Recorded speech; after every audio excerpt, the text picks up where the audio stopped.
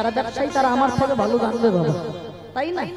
প্রত্যেকটা মানুষের জীবনেই হয়তো ব্যবসা সংক্রান্ত কারণ জড়িয়ে থাকে, গোপন। ঠিক তেমন বেচার ধর্মটাও হলো গোপন। বলছে প্রত্যেকটা মানুষ যদি গোপনে চলতে পারে তবেই জীবনে বড় হতে পারবে। কেমন? বলে ভজন সাধন হয়, ভগবান নিজেই বলেছেন, সবার সামনে নয়। ভজন সাধন হয় এক ঘরের কোণে, না হলে বনে, আর না হলে মনে মনে। সবার সামনে গিয়ে বিশাল কান্নাকাটি করলাম মানে আমি বিরাট ভক্ত হয়ে গেলাম, ভুল। ভজন সাধন হবে আপনি ঘরের কোণে বসে ভগবানকে 10 মিনিট ডাকুন, বেশি ডাকতে হবে না। আপনি মনে মনে ডাকুন, মন থেকে তাকে জানান, সেটাই হবে। আর না হলে কোনো জায়গায় নির্জনে বনে যান, সেটাই হলো পেঁচক ধর্ম। ওই জন্য মা লক্ষ্মীর বাহনটা পেঁচা করা হয়েছে, যে আমার বাহনকে দেখে তোমরা বুঝে নাও যে এইভাবে প্রত্যেকটা মানুষকে পেঁচক ধর্ম নিয়ে চলাটা উচিত। আমরা চাইতে জানি না। আজকাল মানুষ সনাতন ধর্মের মানুষ হয়ে সাধুগুরু বৈষ্ণবের চরণে প্রণাম জানায় না। এই যে আপনারা বসে আছেন না, এটা যদি নবদ্বীপ নদিয়া হতো, দেখতেন একে অপরের পায়ে প্রণাম করে ধুলো নিয়ে পারতেন না। যদি পেতে চাও কিছু আগে হও নিচু। ও বাবা, নিচু হওয়াটা জানতে হবে মায়েরা। আপনি কারোর পায়ে প্রণাম করছেন মানে আপনি কিন্তু নিচু নন, আপনি বড় উঁচু হয়ে গেলেন। কোন শত্রুর সামনে দিয়ে যখন যাবেন, সেই শত্রু যদি বয়সে বড় হয়, একদিন একটুখানি প্রণাম জানালে দেখবেন শত্রু আপনার কাছে মাথা নিচু করে চলবে বাবা, তাই না? আর শত্রুর সঙ্গে যদি শত্রুতা করা শুরু করেন, শত্রু চাইবে কি করে আপনার আরো বড় ক্ষতি করা যায়। আজকাল মানুষের ধৈর্য কোথায় বাবা? আমরা অন্যান্য গুরুজন তো দূরে থাক, পিতা মাতার চরণে সন্ধ্যা সকালে কেউ প্রণাম করি না। গুরুজনের চরণে প্রণাম করলে জীবনে কেউ পাওয়া যায়। মহাভারতের যুধিষ্ঠিরটা প্রমাণ দিয়েছিলেন বাবা। ও মায়েরা, এখানে অনেকজন বাবা মায়েরা বসে আছেন, বলেন তো সন্ধ্যার সময় আপনার ঘরের সন্তান আপনার পায়ে হাত দিয়ে প্রণামটা করেছে তো? আপনারা এখন আছেন, সন্তান এখনো বুঝবে না। যেদিন চলে যাবেন বুঝতে পারবে মাথার উপরে বট গাছের ছায়াটা বড় দরকার ছিল। যেমন আমার হারিয়েছে তো আমি জানি বাবা। আমার নিজের মাও একজন কীর্তনিয়া ছিলেন, কীর্তনিয়া সারথী দাস মণ্ডল। তিনিও আমায় ছেড়ে চলে গেলেন বাবা মাত্র 53 বছর বয়সে। হ্যাঁ মায়েরা, এ জগতে পিতামাতা যে কত বড় সম্পদ, টাকা দিয়ে বিচার হয় না বাবা। ছেলেকে অপমান করে বাবাকে বলে কত ব্যাংক ব্যালেন্স করে যেতে পেরেছো, মাকে বলে তোমার কোনো ক্ষমতাই নাই, ভালো বাড়ি করতে পারোনি। কিসের মা বাবা তোমরা? টাকাটাই জীবনে সব নয় বাবা।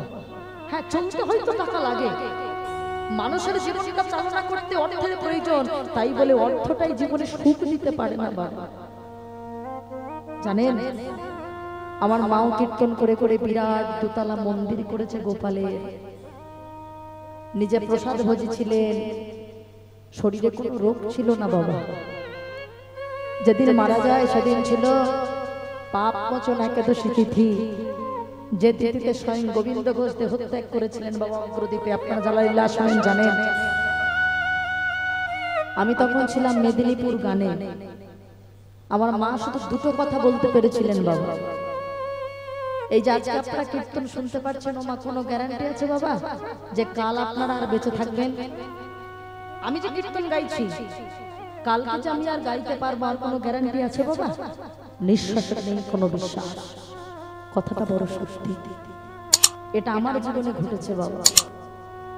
মা পাশে গ্রামে কীর্তন শুনে বাড়িতে এসে দুটো কথা বলতে পেরেছিল আমার বাবার হাতটা ধরে, আমি মনে হয় আর থাকবো না, শরীরটা ভালো লাগছে না, আমার ছেলে মেয়ে দুটোকে তুমি দেখো। আর কোনো কথা বলেনি বাবা, চোখটা বন্ধ করলো। সবাই বললো মা ভালো আছে, মিথ্যে বললো। বাড়ি ফিরলাম, ফেরার কথা নয়, যাওয়ার কথা মালদায়। বাড়ি ফিরলাম, ভাবলাম মা হসপিটালে আছে, কিন্তু গিয়ে দেখলাম মা আমার আর নেই। একটা কথা কি বলতো জানেন? শোনো মা, সারা জীবন আমি থাকবো না, কিন্তু যে কীর্তন আমি তোমায় শেষে দিয়ে যাব, যার মধ্যে থেকে তুমি অনেক হাজার হাজার বাবা মায়ের ভালোবাসা পাবে, কত কত সত্যি বাবা। আজকে আপনারা কতজন বাবা মায়েরা বসে আছেন, আমার জন্মদাত্রী মা হয়তো আর নেই, কিন্তু আপনারা তোমাকে ভালোবেসে বসে আছেন বাবা। আমার কথাগুলো জানি না কতটুকু আনন্দ দিতে পারছে আপনাদের, কিন্তু তবু তো আপনারা কষ্ট করে ভালোবেসে বসে আছেন। এটা যদি মা না থাকতো, কীর্তন আমার শেখা হতো না। মায়েরা কত কিছু কষ্ট করে বাবা। আজকে আমরা এসি গাড়ি ছাড়া চড়ছি না, আর আমাদের সময় আমার মায়েরা কত কষ্ট করে কীর্তন গাইতেন ট্রেনে বাসে চেপে বাবা। কেন? যেটুকু থাকবে আমার সন্তানের থাক, ওরা বড় হোক, ওরা ভালো থাকুক। এই পিতা মাতা যে জীবনে কত বড় সম্পদ। দাঁত থাকতে মানুষকে আর দাঁতের মর্ম বোঝে বাবা? না হারালে বুঝে, যেদিন হারাবে সেদিন বুঝবেন বাবা। এই প্রমাণটা দিয়েছিল যুধিষ্ঠির। যুদ্ধের দুদিন আগে শত্রুকে প্রণাম করেছিল, সে হলো জেঠিমা গান্ধারী।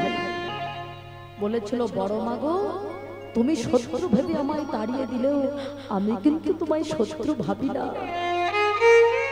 তুমি চাও তোমার 100টা ছেলে বেঁচে থাকুক, আমরা যেন মরে যাই, সেটাই হোক বড় মা।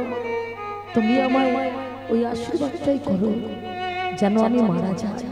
তবে যুদ্ধের মাটিতে দাঁড়িয়ে আমি যদি মারা যাই, তুমি আশীর্বাদ করো আমি এখনো যেমন কৃষ্ণ ভক্ত হয়ে বেঁচে আছি, আগত জন্মে আমি আবার যেন কৃষ্ণ ভক্ত হয়ে জন্ম নিতে পারি। আচ্ছা বলেন তো বাবা, যত বড় পাষাণী হোক তারা রাগ থাকে? কোন মায়ের পায়ে হাত দিয়ে যদি মৃত্যু ভিক্ষা চায়, কি বলেন বাবা? বুকের ভিতরে জড়িয়ে ধরেছি, যুধিষ্ঠির আমি তোকে শত্রু বলে তাড়িয়ে দিলাম, তুই আমায় বড় মা বললি? হ্যাঁ রে বাবা, আমায় বড় মা বলে ডেকেছিস, আমার পায়ে হাত দিয়ে আমার কাছে মৃত্যু ভিক্ষা চাইলি, তোকে আশীর্বাদ করছি বাবা। তোর মাথায় হাত দিয়ে বলছি তোর মৃত্যু হবে না। এই যুদ্ধের পরিণতি কি হবে জানিস? এই যুদ্ধের পরিণতি হবে ধর্মপক্ষের হবে জয়, অধর্মের হবে নিশ্চিত পরাজয়।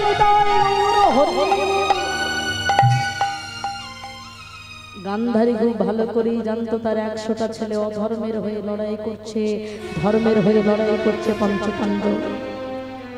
তা সত্ত্বেও মা হয়ে মুখ থেকে আশীর্বাদটা বার হয়ে গেল, ধর্মের হবে জয়, অধর্মের হবে পরাজয়। কেন? ও বাবা, ওই যে প্রণামটা করলো না, যদি পেতে চাও কিছু আগে হও নিচু। যেই না প্রণাম করে আশীর্বাদ পাওয়া হয়ে গেছে, ভগবানের পিছনে দাঁড়িয়ে হাসছে। যুধিষ্ঠির, আমি জানতাম আমি হয়তো বেশি বুদ্ধিমান, এখন তো দেখছি তুমি আমার থেকেও বেশি বুদ্ধিমান। আরে বাবা, সবাই পরীক্ষা দিয়ে পাস করে, তুমি এখনো পরীক্ষাই দিলে না, তোমার রেজাল্ট আউট হয়ে গেছে, এখনো যুদ্ধ হলো না, যুদ্ধের ফলাফল ঘোষণা হয়েছে, ধর্মের হবে জয়, অধর্মের হবে পরাজয়। যেমন আমরা হলাম সনাতন ধর্মের মানুষ, আমাদের কি করতে হবে? হাতে করো কাম, মুখে করো নাম।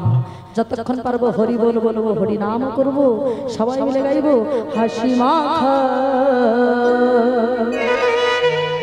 বদনে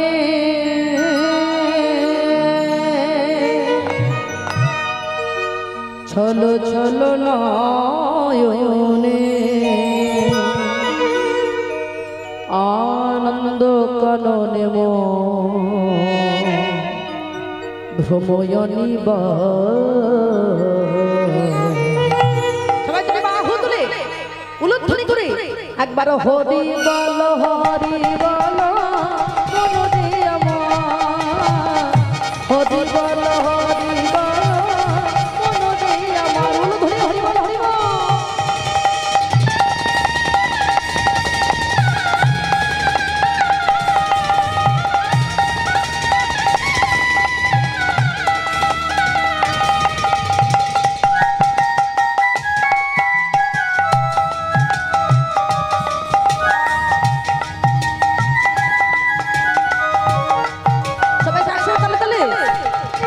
হাসি মাখা বদনে চলো চলো নয়নে হাসি মাখা বদনে চলো চলো নয়নে আনন্দ কারণে ময়নি হরি বল হরি বল মন দে আমার হরি বল হরি বল মন দে আমার হরি বল হরি বল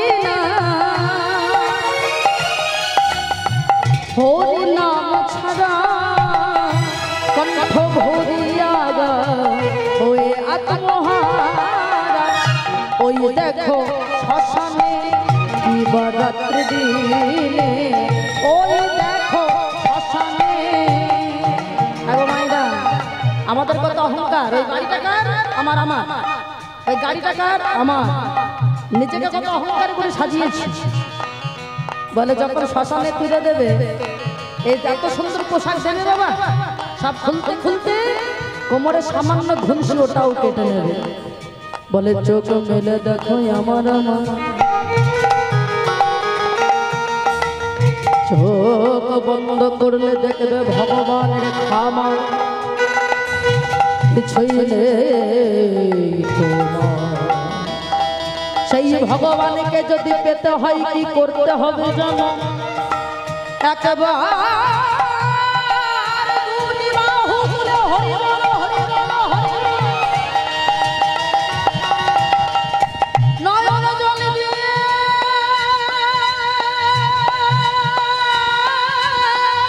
যদি ডাকতে পারো সেই ভগবান কোথাও নয় থাকবে তোমার হৃদয় মন্দির গতি নাই গতি না হরি নাম ছাড়া কণ্ঠ ভরিয়া গাও হয়ে আত্মহারা ওই দেখো শ্মশানে দিবারাত্রি দিনে ওই দেখো শ্মশানে দিবারাত্রি দিনে পড়িতেছে মানুষে কত অহংকার হরি বল মন দে আমার হরি বল মন দে আমার পাগল মন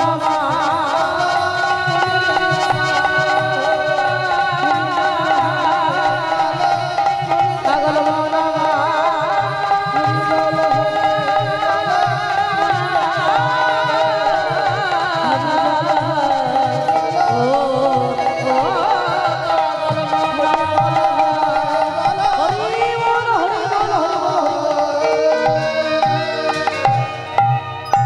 হরিনাম ছাড়া কোনো গতি নাই আজকে যে ভগবান তিনি যে বাবা বৃন্দাবন ছেড়ে চলে গেছে কোথায় গেছে না মথুরায় গিয়েছে যেমন একটি উদ্দেশ্য নিজের মামা কংসকে যেমন সঠিক সাজা দেবে ঠিক তেমন আরো একটা বাসনা আছে প্রভাস বহুদিন ধরে অভিশপ্ত হয়ে পড়ে আছে আর এই প্রভাসকে উদ্ধার করতে হবে তাহলে প্রভাস কেন অভিশপ্ত বাবা আমরা সমস্তরা শুনলেও এইটুকু আমাদের শুনতেই হয় ভাই প্রভাস কেন অভিশপ্ত হলো ওই যে সুতপামনি সুরুচি দেবী প্রভাস যে কারণে অভিশপ্ত হয়েছিল নরকে চলে গিয়েছিল প্রভাস বাবা ভগবান যদি প্রভাসের কোলে দাঁড়িয়ে যদি যজ্ঞ না করতেন তাহলে প্রভাস কখনো উদ্ধার পেত না।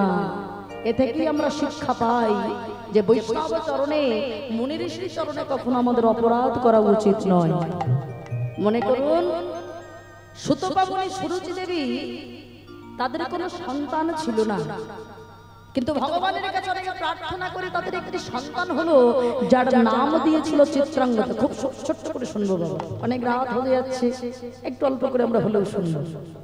এখন চিত্রাঙ্গদা দেখতে দেখতে 5 বছর বয়স হয়েছে। ও মায়েরা, 5 বছর বয়স হয়েছে। এখনকার আমাদের জন্মদিন পালন করা হয় 1 বছর থেকে, কিন্তু তখন জন্মদিন পালন হতো বাবা 5 বছর থেকে। চিত্রাঙ্গদার মা বলে বসলো, হ্যাঁ রে বাবা, তুই একবার আজকের দিনটা একা আসবি, খেলা করি তোর সকল সহপাঠী তাদেরকে নিয়ে আমার কাছে আসবি, আমি তোর জন্য পায়েস রন্ধন করব, আর এই পায়েস আজকের দিন আমি তোর মুখে তুলে দেব বাবা।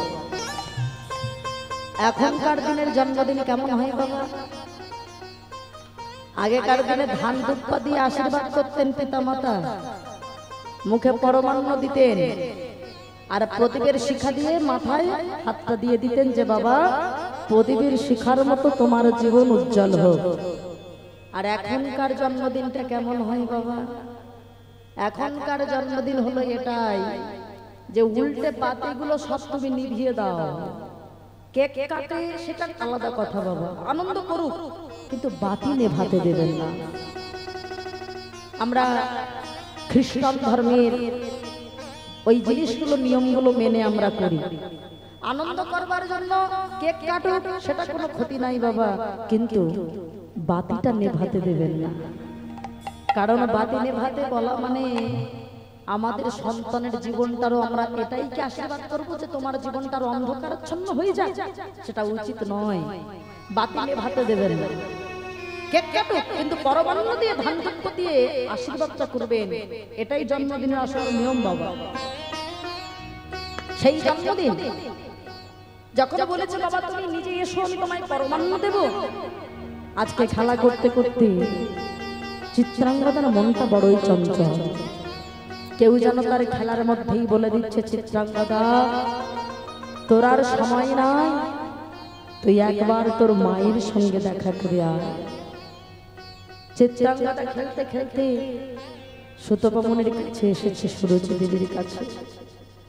মা সব সময় পায়েস রন্ধন করছে। মা, ও মা, মা আমায় একটু কোলে নাও না মা, একটু আদর করে দাও। একটা কথা জানবেন বাবা, কোন পিতা মাতা যদি চলে যাওয়ার সময় হয় না, বা সন্তান যদি পিতা মাতায় ছেড়ে চলে যায়, নারীর একটা বন্ধন থাকে তো বোঝে বাবা। আমার মা মারা যাওয়ার আগে নবদ্বীপে গিয়েছিলেন বাবা। আমার কোনোদিন গানের খালি ছিল না, চৈত্র মাস তো, কিন্তু একটা দিন আমার সঙ্গে দেখা করেছিল জানেন, বলেছিল মা তোমার জন্য একটা ড্রেস কিনেছি, একটা জামা কিনেছি, তোমায় একটু দেব। আমি বলেছিলাম মা এখন সময় নেই, তুমি এসো না, আমি জ্যৈষ্ঠ মাসে তোমার সাথে দেখা করব। মা আমার কলকাতায় এসে আমার সাথে দেখা করে, সেই সন্দেশখালি থেকে কলকাতায় এসে আমার সাথে দেখা করে নিজে হাতে শেষ জামাটা দিয়ে গিয়েছিল বাবা। শুধু একটাই কথা সেদিন সবাইকে বলেছিল, আমার মেয়েটার সাথে যদি আর কোনোদিন দেখা না হয়, অন্তর মনে হয় বুঝে যায় জানেন, সন্তানের সঙ্গে পিতা মাতার একটা টান থাকে তো বুঝে। আজ ঠিক তেমনই চিত্রাঙ্গদাও যেন মনে হচ্ছে আর বাঁচবে না। মায়ের কাছে এসে বলছে, মা গো তোমার সঙ্গে আমার আর দেখা হবে না, তুমি আমায় একটু আদর করে দেবে।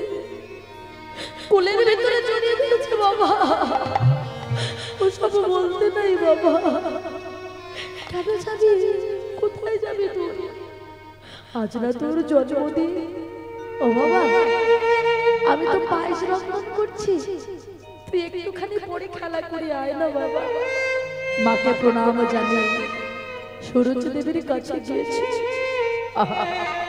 সুতপমণি পিতার কাছে গিয়েছে, প্রণাম করেছে। বাবা বাবা, তুমি তুমি আমার মাথায় হাত দিয়ে একটু আশীর্বাদ করো না বাবা, তোমার সঙ্গে আমার হাত দেখা হবে না। ও বাবা, অমন কথা বলতে নাই বাবা। চলে গেল ছোট্ট চিত্রাঙ্গদা। বাড়ি ফিরে সবাইকে প্রণাম করে আবার খেলা করতে চলে গেল। কিন্তু বিধাতার লিখন অনুযায়ী বিধার লিখন কি খণ্ডানো যায় বাবা? খেলা করতে করতে পেল প্রচন্ড জল পিপাসা। জল পিপাসা যেই না প্রভাসে জলে নেমেছে, ওই জলের ভিতর থেকে একটা কুমির এসে চিত্রাঙ্গদের পাতা ধরে হয়ে চলে গেল। সখরা চিৎকার করছে চিত্রাঙ্গদা।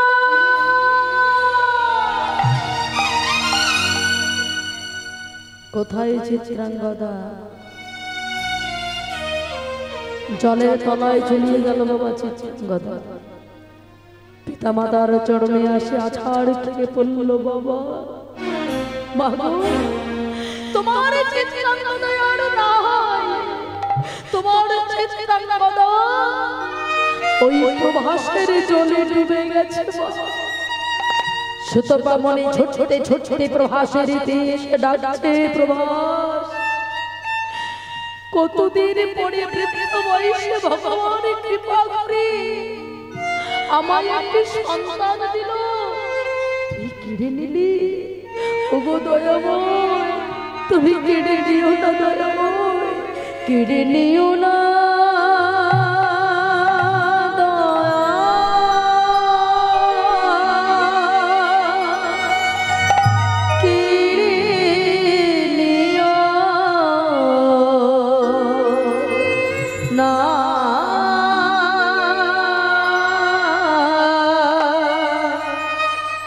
দিলে যদি পুত্র মরি, তবে কিড়ি কেন নীতি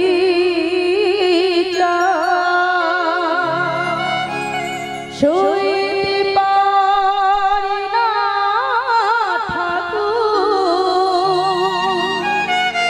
কেন এত দুঃখ যে সমবিদুনা সইতে পারি না, যে সমবিদুনা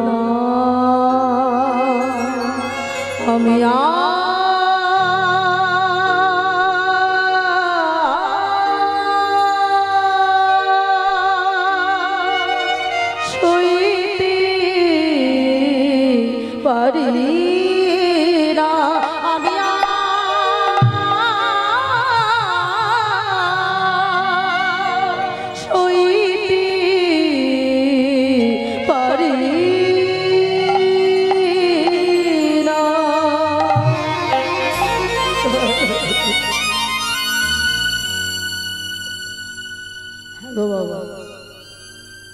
এ জগতে সেই পিতা মাতা নিজেকে সৌভাগ্যবান বলে মনে করে যদি সন্তানের কোলে মাথা রেখে মনে।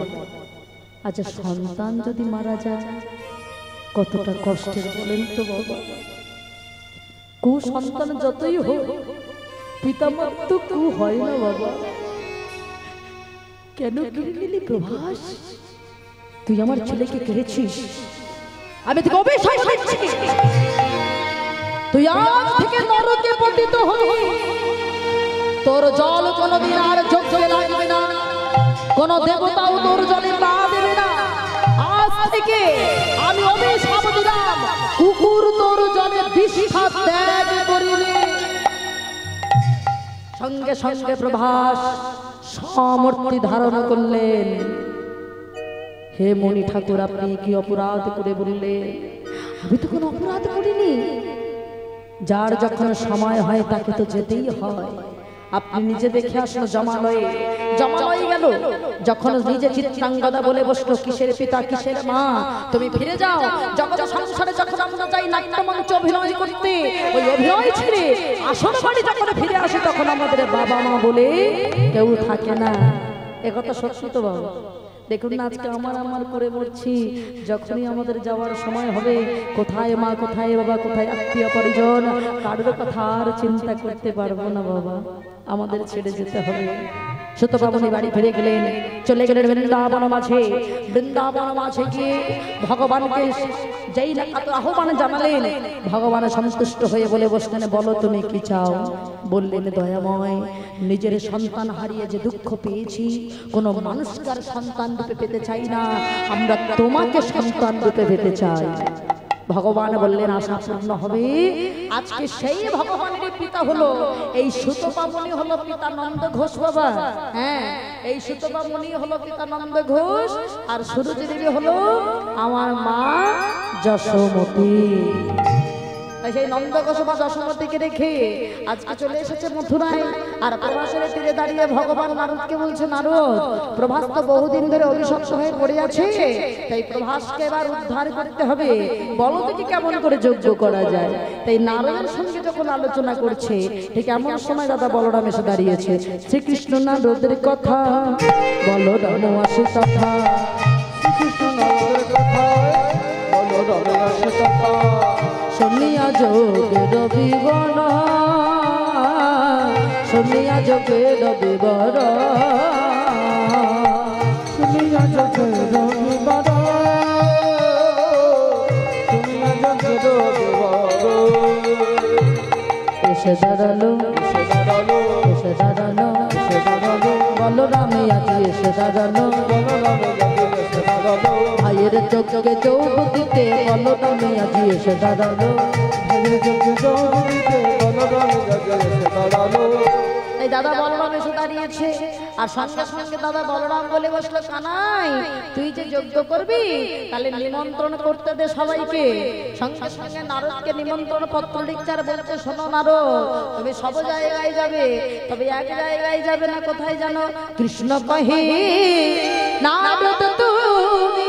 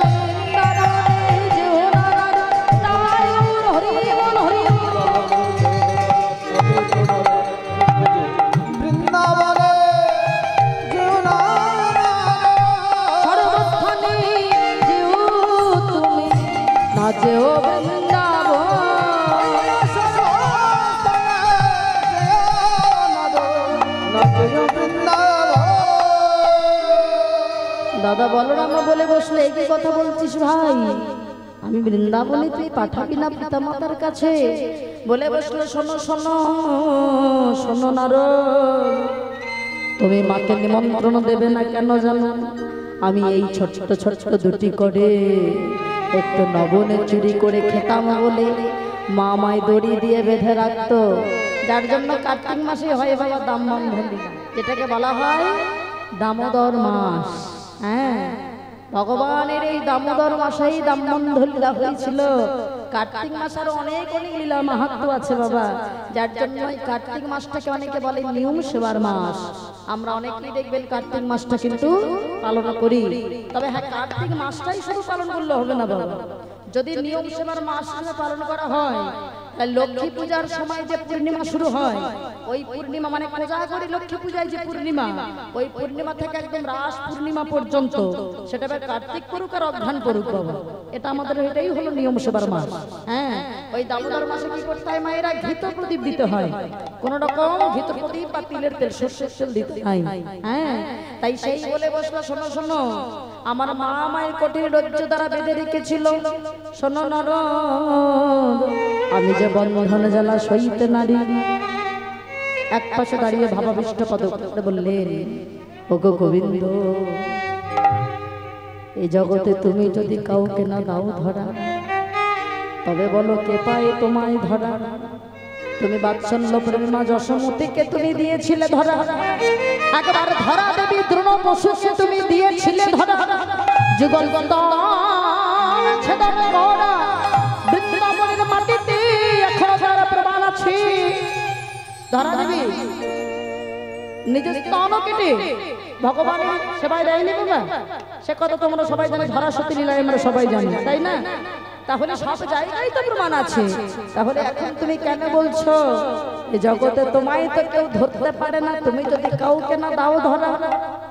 সঙ্গে সঙ্গে দাদা বলরাম বলে বসলো, রে মায়ের নিন্দা করতে নাই ভাই, মাতৃভেন গুরুতরা পিতা উচ্চ গণদপি, মায়ের সমান গুরু নাহি হয় ত্রিভুবন। শুধু তাই নয়, দান কার্য পুণ্যব্রত কর রাশি রাশি, মাতা পিতার চরণ তন্ত্র নয় রে গয়াকাশী।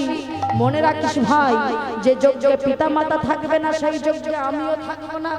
যখন কান্নাকাটি করছে, বলল ঠিক আছে দাদা তুমি কষ্ট পেও না, এই নিমন্ত্রণ পত্র আমি লিখে দিলাম। নিমন্ত্রণ পত্র নিয়ে সর্ব জায়গায় নিমন্ত্রণ করছে। গেলেন ভোলানাথের কাছে, ভোলানাথ বলে, আমার ঠাকুর তিনি যজ্ঞ করবেন, আমি যাব না? নিশ্চয়ই যাব। ভোলানাথের নিমন্ত্রণ হলো, কোথায় ব্রহ্মাজির নিমন্ত্রণ হলো, সমস্ত স্বর্গমর্ত পাতাল দেবী দেবী কিন্নর কিন্নরী সবাইকে নিমন্ত্রণ করে সর্বশেষে আসলো বৃন্দাবন। আর বৃন্দাবনে এসে দেখছে বৃন্দাবনের একটি অবস্থা, পাখিরা আর গুনগুন সুরে রব করে না, গোবৎসগণ তৃণসেবা করে না, যমুনা উজান বহমান হয় না। কি অবস্থা! হঠাৎ রাধারানীর সখীরা ওই বীণা বাজাচ্ছে শুনে নিয়ে গেলেন। নারদ মুনি রাধারানীকে বললেন, রাধে তোমার বধূ তোমায় ছেড়ে চলে গেছে, কষ্ট পেও না। এই যে তোমার বধূ তোমায় নিমন্ত্রণ পত্র পাঠিয়েছে, তুমি যজ্ঞে যাও।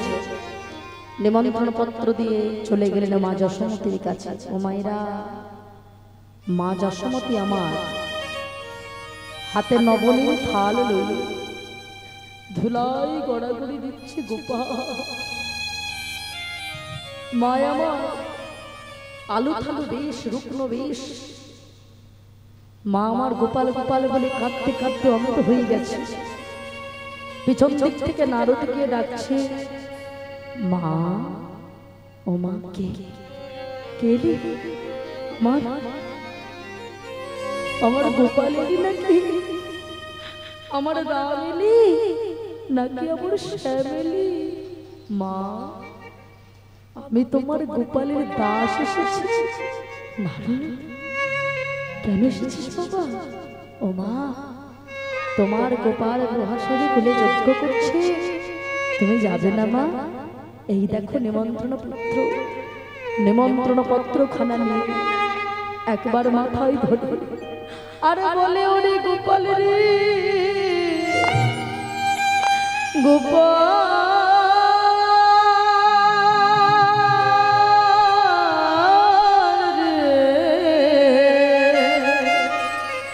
ওরে গোপাল রে, আমি তোর জন্য কাঁদতে কাঁদতে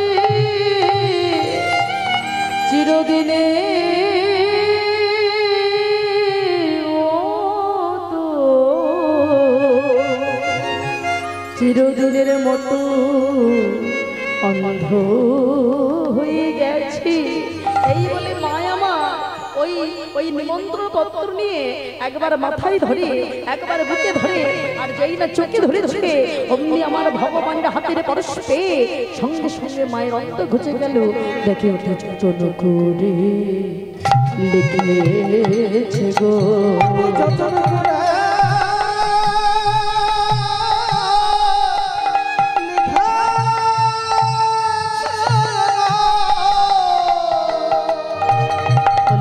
তুমি চোখে আসিবে বলে ওতে যতন করে লিখেছে গো তুমি চোখে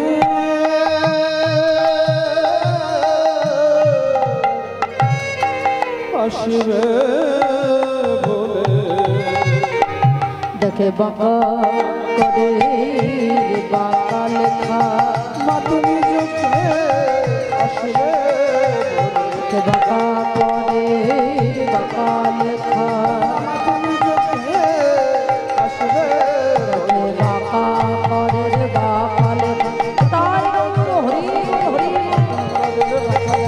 মা তুমি চোখে আসবে অতি যত্ন করে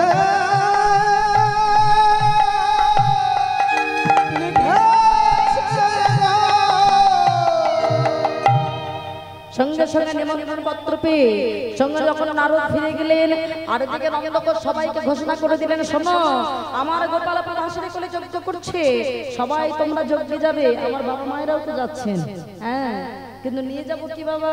বলে এখানে তো দধি দুগ্ধ নাই, কিন্তু একটা জিনিস আমাদের কাছে পঞ্চরসের ভাণ্ড আছে। সেটা কি? সবাই হলো দেহরূপ বাসনার ভাণ্ড, যেটাই আছে শান্তি দর্শ সক্ষ বাৎসল্য আর মধুর। আর যেই না চলেছে আজকে রাধারানীও আমার সুন্দর করে সেজে চলেছে বাবা। রাধারানী বলে বসলো আজকে কোনো বাধা আমি মানবো না, আমি আমার বধূ দর্শনে যাব। নীল শাড়ি পরি পাটি পটিতে বাঁধি ওগুলো ধরে ধরে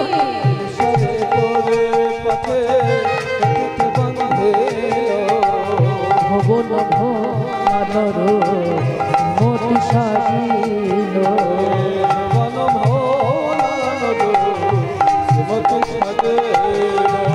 প্রভাসে লীলা ধ্বনি অতি শীঘ্র গতি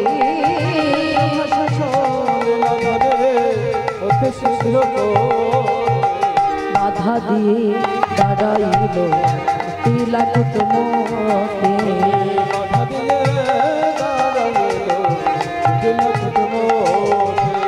কোথায় বা চলেছ কোথায় বা চলেছ তুমি ঘরে বউ ঘর ছেড়ে কোথায় বা চলেছ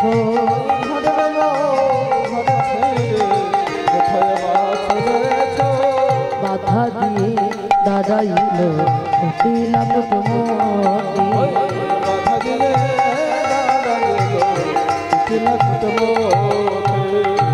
এখন যেই না বলেছে বলে দেখো নদী এতদিন সমস্ত কথা শুনেছি, তাহলে আজ কিন্তু কোনো কথা শুনবো না, গোবিন্দ দর্শনে যাবই যাব।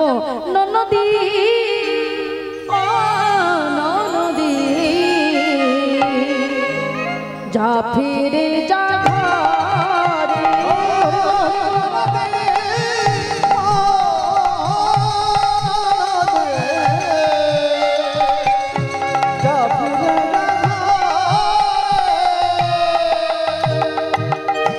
প্রভাস চলিলাম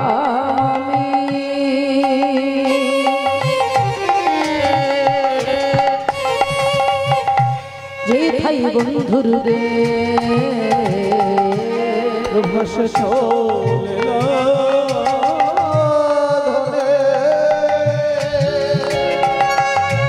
যে থাই বন্ধুর রে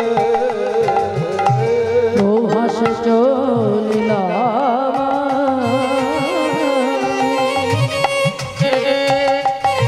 যে থাই বন্ধুর রে প্রভাস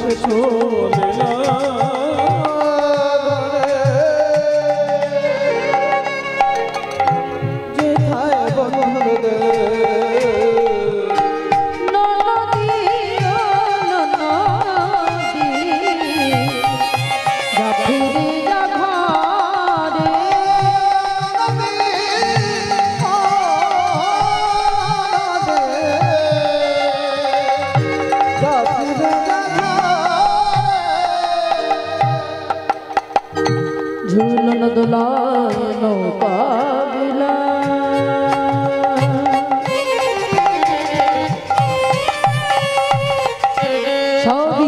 হইল সে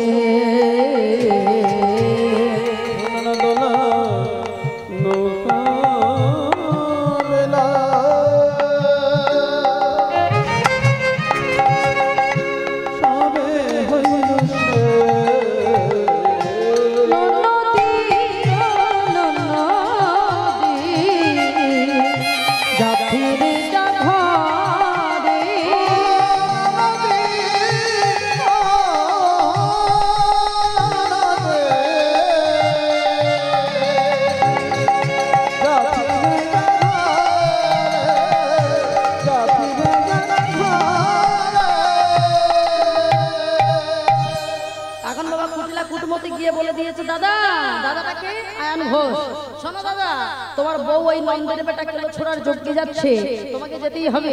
বলে এই কথা যদি সত্যি হয় এখন ওসে নিয়ে দাঁড়িয়েছে বাবা। আর যেই না ওসে নিয়ে দাঁড়িয়েছে রাধারানী ভাবছে আগে সোজা কথায় যদি কাজ না হয় তাহলে আঙুলটা এবার বাঁকাতে হবে।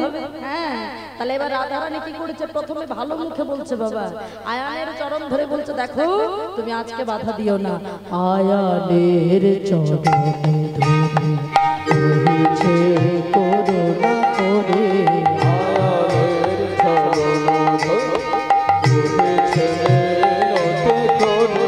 শান্ত হয়ে ভ্রান্ত কেন চিনিলে না সেই জগৎপতি, শান্ত হয়ে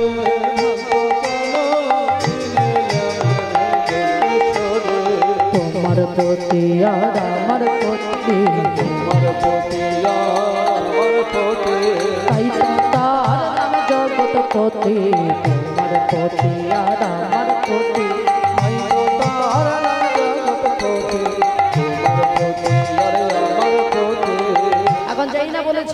তাই তো তার নাম জগৎপতি, সে তোমারও পতি আমারও পতি।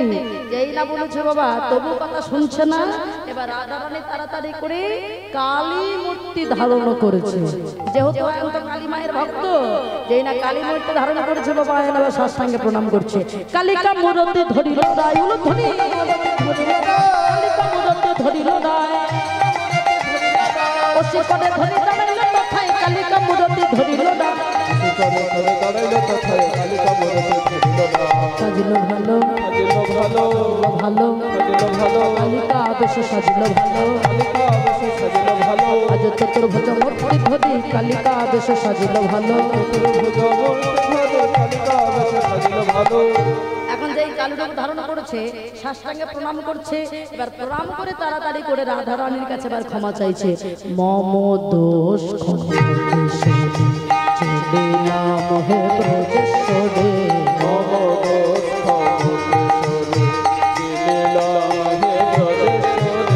শ্রীকৃষ্ণ গো লোকেশ্বর তুমি হে গো লোকেশ্বরে, শ্রীকৃষ্ণ গো তুমি হে গো লোকেশ্বরে, তোমায় বাধা দেব না হে, তোমায় বাধা দেব না হে, যথা ইচ্ছা তথা যাও হে, তোমায় বাধা দেব না হে, যথা ইচ্ছা তথা যাও হে, তোমায় বাধা দেব না হে। এবার সঙ্গে সঙ্গে আমার রাধারানী এবার চলেছে গজেন্দ্র গমনে চলিল রায় ধরি, গমনে চলিল রায়, গমনে চলিল রায়, চলন দেখিয়া নয়ন জুড়ায়, গজেন্দ্র গমনে চলিল চলিল ধ্বনি, চলিল ধ্বনি, আজ হাসি হাসি বিনোদিনী, গজেন্দ্র গমনে চলিল ধ্বনি। এবার রাধারানী চলে গেল। যজ্ঞ হলো 4টি দ্বার বাবা। প্রথম দ্বারে দাঁড়িয়ে আছে আমার মা যশোমতী, দ্বিতীয় দ্বারে দাঁড়ালেন শ্রীমতী রাধারানী, তৃতীয় দ্বারে নন্দ ব্রজবাসীগণ, চতুর্থ দ্বারে দাঁড়িয়ে আছে সমস্ত রাখালগণ। রাখালটাকে নিয়ে গেছে জানেন, আমরা বাজার থেকে কোনো ফল কিনি মায়েরা, ওই ফলে বিষ আছে কতটুকু টক আছে আমরা কি নিজেরা যাচাই করি? আগে ভগবানকে দিই। কিন্তু রাখালগণ বন থেকে পাকা পাকা ফল নিয়ে গেছে, এঠো করা ফল। কেন? কারণ কানাই, আমরা তো জানি আমাদের কানাই বেঁচে থাকলে আমরা বেঁচে থাকবো। কারণ কানাই তো মরা বাঁচানো মন্ত্র জানে। কালিয়ানাগ দমনের দিনে কানাই তো তাই করেছিল। আমাদের বিষ জল পান করে যখন জীবনষ্টাগত হয়েছিল, কানাই বাঁচিয়েছিল। কত ভালোবাসা দেখুন বাবা। মা যশোমতী আমার হাতে নবনীর থাল নিয়ে ডাকছে, গোপাল গোপাল একবার আমার কাছে আসবি বাবা। দাঁড়িয়ে চাই কে তুমি? এমন ভিখারি নির্বেশে কাকে গোপাল গোপাল বলে ডাকছে? একবার আমার গোপালকে ডেকে দাও না, যে তোমাদের রাজা সেই তো আমার গোপাল। কিসের গোপাল? আমাদের রাজা, তার মা এখানেই আছে, সে হলো দৈবকী মা। তুমি মা হতে যাবে কেন? মা যখন দুয়ারে বসে কাঁদছে, ভগবান আমার যজ্ঞের মাঝে বসে ভগবানের চোখ থেকে জল পড়ছে। দাদা বলে বসলে, কি কানা তোর চোখে জল? হ্যাঁ রে ভাই, যজ্ঞে যদি ভগবানের চোখে জল পড়ে সে যজ্ঞ কি ভালো হয়? বলে বসলো দাদা, যে যজ্ঞের দরজায় বসে আমার মা কাঁদে, সেই যজ্ঞ কি ভালো হতে পারে? ভগবান আমার যজ্ঞ থেকে উঠে ছুটে চলেছে দরজায়। ভগবানের পিছনে পিছনে যজ্ঞের জন্য সভাসদগণ সবাই চলেছে, মা দৈবকী মাও চলেছে। ভগবান আমার যশোমতীর কোলে গিয়ে বসেছে। মা, ও মা, তুমি এসেছো মা। গোপাল, ও বাবা, তুই আমায় ছেড়ে এত বছর চলে গেলি বাবা। আমি তোকে একটু লবণী খেতে দিই নাই বলে আমায় এত কষ্ট দিলি বাবা। যেই না বলেছি, হঠাৎ দিকে দৈবকী মা এসে চাই, এই কৃষ্ণ উঠাই বলছি, উঠাই। এই জগতে কে না জানে কৃষ্ণ হলো আমার অষ্টম গর্ভের সন্তান? সবাই জানে। উঠে আয় বলছি। যজ্ঞের সভাসদগণ বলে বসলো, দেখো একটি মায়ের তো আর একটি ছেলের তো আর দুটো মা হতে পারে না, তাহলে পরীক্ষা দিতে হবে। কি করে? বলে শোনো, শতপুরু বস্ত্র টানিয়ে দেওয়া হবে, আর শতপুরু বস্ত্রের উপরে থাকবে দুই মা, আর এপারে থাকবে আমার ভগবান গোবিন্দ।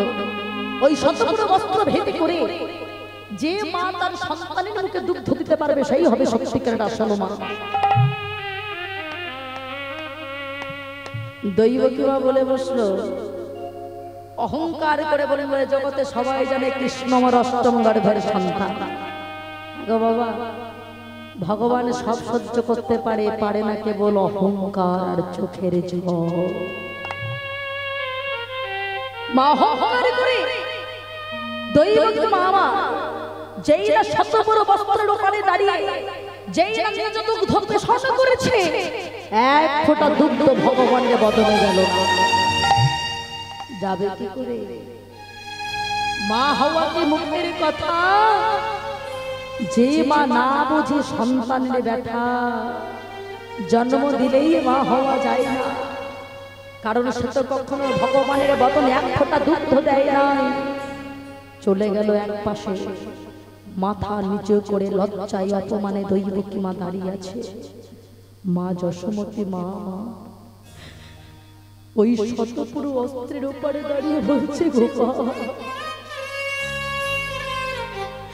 আমি যে তোর অভাগিনী মা বাবা, কৃপা করিস গোপাল, আমার এক ফোঁটা দুগ্ধ হলেও যেন আমি তোর বদনে দিতে পারি বাবা। এই বলে মা আমার চোখের জল দিয়ে ডাকছে, ওরে গোপাল গোপাল রে, তোর অভাগিনী মাকে একবার কৃপা করিস। এই বলে যেই না শতপুরু বস্ত্রের উপরে দাঁড়িয়ে যেই না নিজ দুগ্ধ প্রসন্ন করেছে, সবাই দেখতে পেল শতপুরু বস্ত্র ভেদ করে আমার গোবিন্দ গোবিন্দের মুখমণ্ডল যেন দুধ দিয়ে ভেসে যায়, বলে ভেসে যায় ভেসে যায়, ধরে হরি হরি ভেসে যায় ভেসে যায়, বড় সাদির ধারার মতো ভেসে যায় ভেসে যায়, আবার হরি হরি হরি বলে বড় সাদির ধারা হরি বল হরি হরি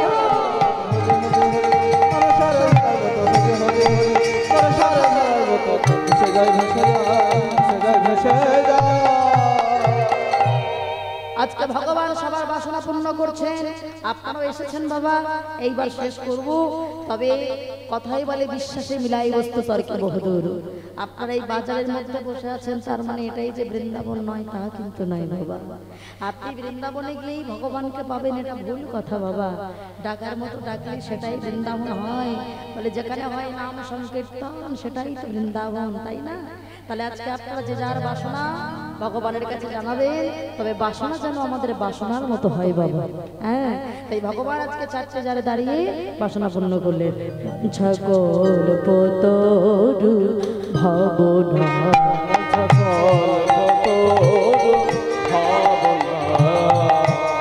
একই কৃষ্ণ চাঁদি হয়ে গেলেন চাঁদি দাঁড়ে,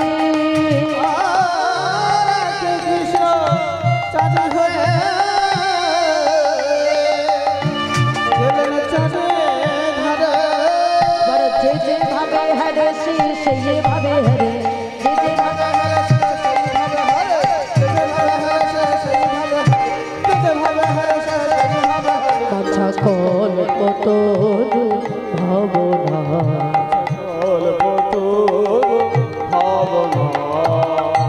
বাৎসল্য প্রেমে কৃষ্ণ মা যশোদা বলে, কৃষ্ণ মা যশোদার বলে, আহা ক্ষীরসর নবনী দেয় বদন কমলে,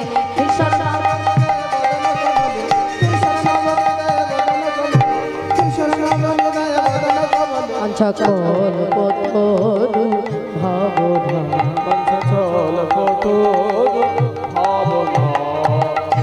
নন্দয়ুপানন্দু দেখি দাঁড়ায় দুয়ারে,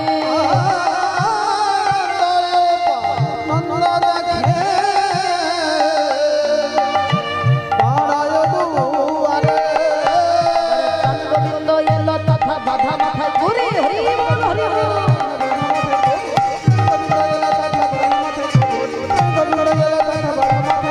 সকল পতরু ভাবনা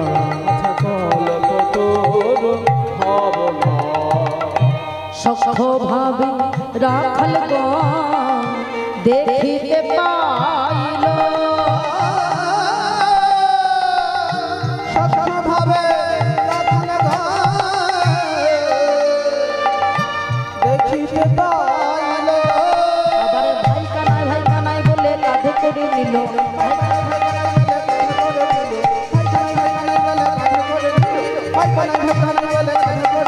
সকল পতরু ভাবনা সখীগণ সহিত দেখে দেখেন কিশোরী,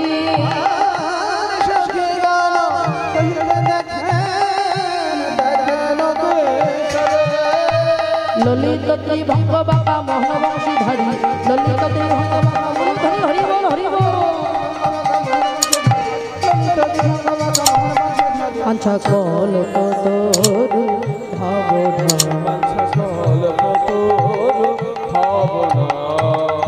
এবার আমি যুগলে রাখলাম, রাধা কৃষ্ণ যুগলে ধরলেন, সবাই মিলে বলে ধ্বনি করে মাইরা আজ রাধা কৃষ্ণ দোহাকার হইল মিলন, ধ্বনি হরি বল,